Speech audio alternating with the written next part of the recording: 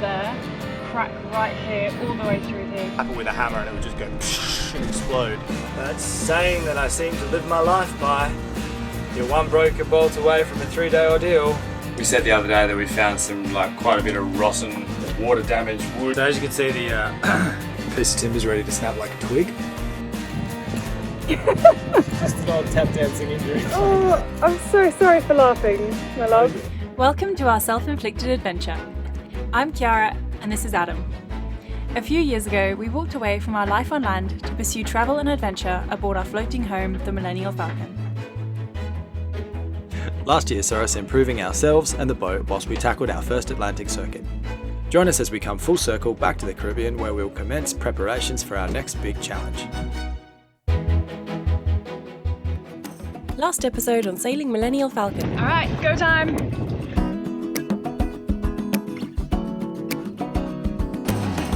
And now the boat's out of the water. That's not right. That's not okay. All right, the next question is, All right. Is it straight?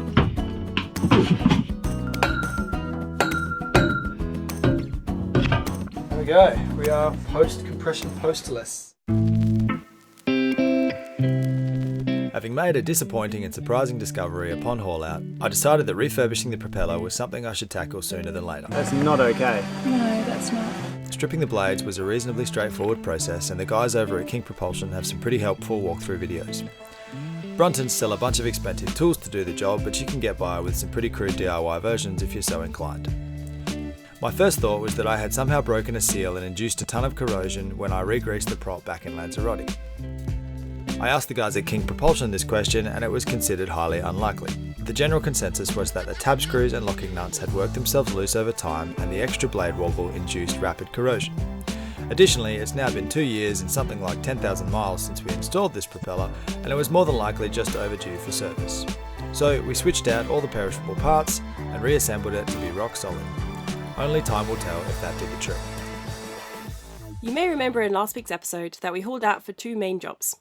One was the base of the compression post, which after removing from the boat, we took to a welder to re-weld. And the other job was checking our propeller shaft for straightness. Now we took it to the same fabricator as we took our compression post to, and he did confirm that it is actually bent. The propeller shaft was actually bent. The propeller shaft was actually bent. So it's good to know that we were vindicated, that all of these concerns have come to an actual result. We tried to find the propeller shaft locally on the island in all the shops here, and we didn't have any luck with that. So we had to order one in from overseas, and that was a huge mistake. Our propeller shaft has, as of now, officially been lost in transit for 2 months, and USPS has palmed it off to another company who then never sent it, who then lost it. We've spent so long trying to chase it up, and we did end up having to delay. We'd spent so long waiting for this propeller shaft to be sent in. Then new stock actually arrived on the island, and we managed to find one locally about 1.5 months later after ordering it. So yay for that, we managed to get one locally. And I think as of this morning, we finally got that refund back. So yes. But that did cause massive delays in our whole boatyard saga. With the propeller shaft out of the way, we now had all this room. So it was a pretty good time to actually spruce up the engine bay and the engine. And that's when this happened.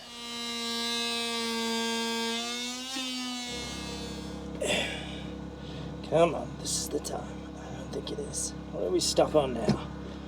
Oh, getting closer. Now it's this bit.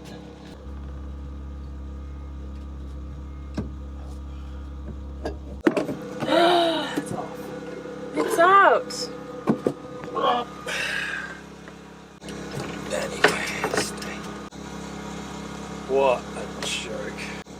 That's saying that I seem to live my life by. You're one broken bolt away from a 3-day ordeal.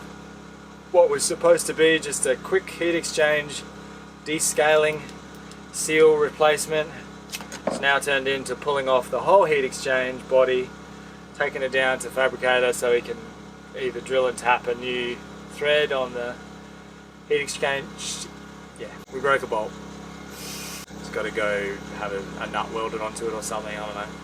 I tried lots of things, none of them worked, and then the multi-grips trashed the thread, and that was that.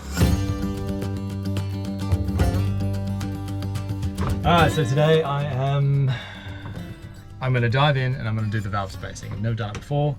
I've got the instructions from the shop manual. I've watched a bunch of videos. I found one that's pretty helpful. And yeah, I've got the rocker cover off already, which is just 3 bolts. And beyond that, it's just a question of moving the crankshaft and aligning the pistons and doing the valve spacing. But I'll let you know how it goes when I'm done.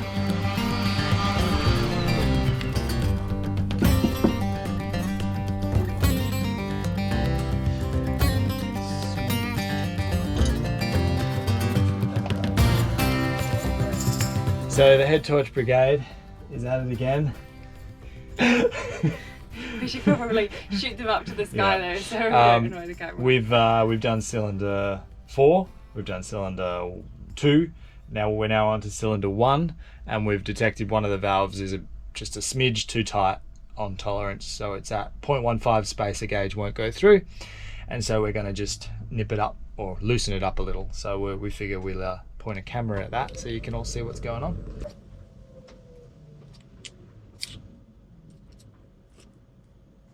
Yeah, beauty, that works for me. Okay, well that was surprisingly quicker and easier than we thought. I mean, I won't judge it too much until the engine starts and it runs. We had 2 valves that were a little bit out of tolerance, but none that were wildly out, and so we just sort of adjusted them back to, well, where they should be. And that was that. Like, it was one of those jobs that seems like the guy at the Yanmar shop was talking to Kiara about it, and he gave us some printed out instructions, and he said, oh, you know, it looks complicated, but it's not as complicated as it seems. And there's a really good video I found, and I'm going to link to it because I think it was just genuinely a really well done, really helpful video, so it might help you too. But yeah, it seems daunting at first, and then you just mark it, turn it, you know, watch the valves, and you know, this is without marks on your bell house to sort of tell you where top dead center is. You have to find it yourself, which is sort of a bit awkward and sort of something that seems a bit mysterious until you find it, and then you're like, oh, all right, that's pretty obvious. Pleased with that. It's one job off the list. So that's one job ticked off the list, and we added a bunch more to the list. While we were cleaning and sprucing up the engine bay, we did discover this.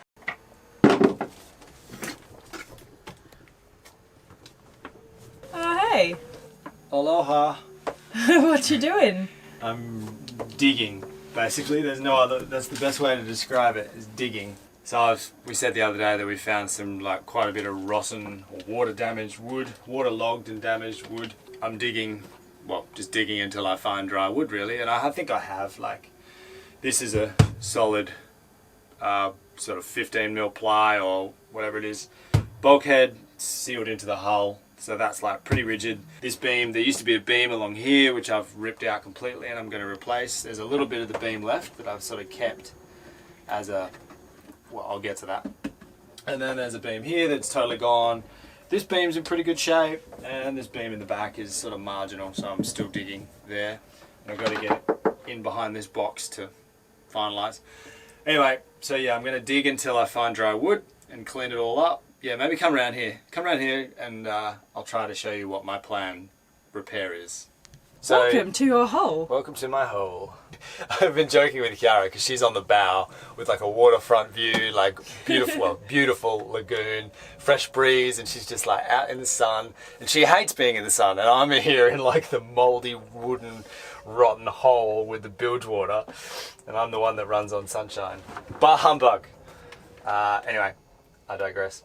So what I'm going to do, I've got a little bit of good wood here, I've got a bulkhead here, and quite a bit of good wood here. So what I'm going to do is I'm going to try and basically treat the rot, find the dry wood, and then cut angles on the new beams and sort of marry them up like that. If that's the beam, I'm going to marry them up like this and then put screws in and then glass the whole beam together to create like basically a new beam, a new box strut, sort of a composite beam, which should actually be better than original wood because it's sort of much more, it'll be sealed, it'll be painted, it'll be dry, and it'll be resistant to moisture because it's fiberglass. And then from there, once I've got this box frame done, I'll basically just, it'll be like a jigsaw carpentry exercise. I'll just be rebuilding it as it was. For now, my goal is to just get the structure and the beams back to like dry, strong beams. After a few days in his box, I thought that we should probably let Adam out for some air. So while the mast was removed, we wanted to take off the bowsprit and give it a long overdue inspection, as well as getting some of the more superficial bow roller parts of it re-welded. Okay, so this chain plate is about a centimetre thick, so there's no chance I can get under it. I'm having to work from the top and hope that it will lift up. Try again.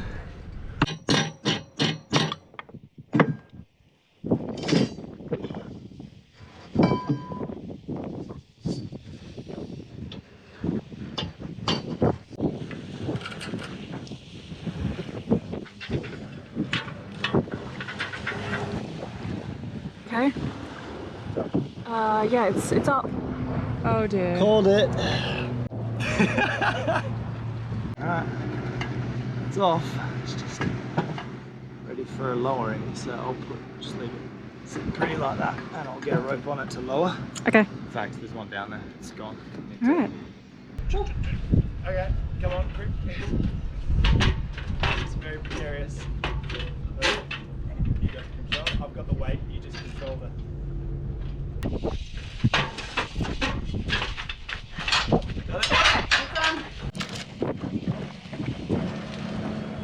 So massive, like that is just rusted all the way through. Cracks there, crack right here, all the way through here, completely coming off. And the start of a big crack here. But that's not exactly structural, like it's not as if... It's not in the load path for the forestay. Exactly, like this, But. that's for our bowsprit. But. So that's for the anchor. But it's attached to this and it just is... I think like, maybe. look at that. Yeah. I think it might be worth starting over. Unfortunately. It might be worth It won't be starting cheap, over too. but it's better than bootstrapping this. Yeah. I mean, this has got to be original. I'd Or at definitely least- say this is original because the fiberglass up here was actually covering the chain, like the chain plate here. Like we've had to wreck some of the fiberglass and the gel coats kind of come off in order to actually get this out. So I dare say that this is original 40-year-old chain plate, which kind of looks like it. So, out with the old, in with the new. We've finally got the compression post back and it is much beefier than the old one. I'm pretty happy with it. Like, I think he charges 240 bucks for the job and it's gonna have, I dare say it's got another 40 years in it. Let me show you the original that he cut off. That is mild steel and water was running down here and just pooling and basically rotting through the bottom. So when I first discovered this little issue, this was like a wafer biscuit, like it had peeled away, and what it is it sits in the bilge and it's glassed over with no bolts or anything, so I was like, well, that's pretty bad. So I chiseled away all the glass and then kept digging and it was just like broken metal, like you just tap it with a hammer and it would just go and explode. So I was like, oh, that's no good. I mean, the weld is kind of intact, but I didn't trust it, and it's just one of those things. I was like, we need to get the mast down to fix the cabling, I need to stop the water ingress, and why not fix it? Because we can at the moment. So, out with the old, in with the new. I've had the guy put some gussets in and some bolt holes. There's a big piece of G10 plastic downstairs that I'm going to glass into the bilge that this will sit on and get sort of bolted down into, and then that will all be glassed into the bilge on sort of a lip as best as I can manage, so that water doesn't pool around it. And we're going to stop the water ingress into the mask using like a candy cane sort of water track, or cabling conduit, because previously it would go straight down into a hole, which is just no good. So as you can see, the piece of timber is ready to snap like a twig, but it's doing its job. So my plan is to, because of the way it's assembled, I need to sight the post so that it's like flush to the roof and flush to the floor, but I've got to build the floor up to sort of greet the bottom of the post. So in order to do that, what I have to do is get the top of the plate flush with the roof, and then sort of cordon off the area that needs to be built up exactly to meet the base of the post. Because if I don't do that, when you put the post in, it might be a little bit this way or a little bit that way, and it's at this length. That's a big change down there. So what I'm going to do is bolt the compression post to the roof so that it's hard up against the roof, nice and flush, exactly as it was intended. Then I'm going to get a marker and cordon off, mark exactly where the footprint needs to be. Then get rid of all of that, and then I'm going to build in my nice G10. Well, I haven't decided yet, actually. I'm still on the fence. I'm either going to build up the glass that's down there or build in the G10. The G10's a little bit thick and it's going to be a lot more complex to do. But one way or another, I'll build it up to meet the base of the compression post, and then we'll be able to, we'll jack the roof up a little bit further, slot it in, decompress, and it should sit nicely under compression.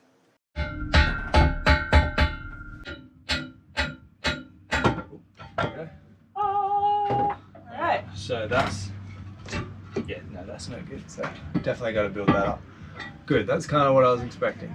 So you'll see that we've got it in, but there's about 5 mil of play in here. So Adam is going to need to build the base up a little more. Good thing we bought that G10. And we'll also jack the roof up as well to give ourselves a little more room on top of that.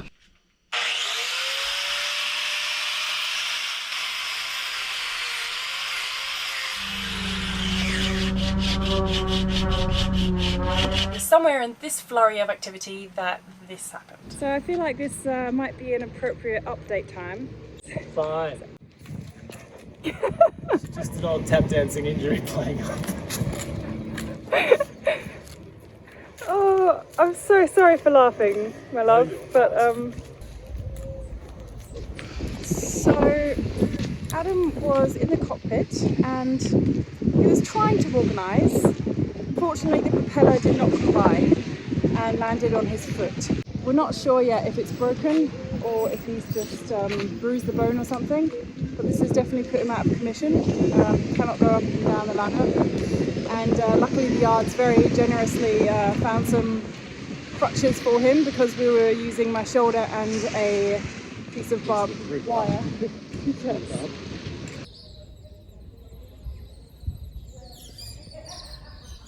After having an x-ray done, Adam was told that it wasn't broken, but badly bruised. He needed to rest it for at least 10 days, of which he lasted about 3. Meanwhile, I decided to tackle the mast job. For 4 years now, we've grappled with cables slapping in the mast, and try as we might, we could never get them to go through the mast conduit. So this was our first opportunity to put an end to the noise once and for all.